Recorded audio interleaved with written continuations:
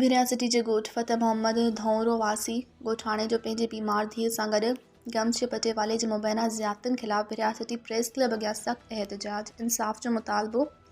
इन सिलसिले में ॻोठाणे बेखो माड़े जो ॿुधायो त मां पंहिंजी बीमार धीअ पूजा जे इलाज लाइ गंबड़ जे गेम्स इस्पताल वठी वियुसि, जिते पटेवाले जगदीश कुमार मिलियो, जे मुख़्तलिफ़ वक़्तनि में टेस्टूं कराइण लाइ मूंखां थोरा करे तक़रीबन 40,000 रुपया रिश्वत वरिती, जॾहिं त जेके हिन टेस्टूं करायूं उहे सिर्फ़ु 4800 रुपयनि जूं थियनि थियूं। हुन ॿुधायो त मां जॾहिं जगदीश कुमार खां पंहिंजा बाक़ी पैसा घुरिया त हुन मूंखे धमकियूं ॾेई इस्पताल मां निकिरी वञण जो चयो। हुन वधीक चयो त मां ग़रीब मिसकिन आहियां, मूंसां वॾी ज़्यादती थी आहे। हिन वक़्तु बि मुंहिंजी न्याणी जो भिरिया सिटी ऐं नवाबशाह समेत मुख़्तलिफ़ इस्पतालनि मां इलाज हलंदड़ आहे।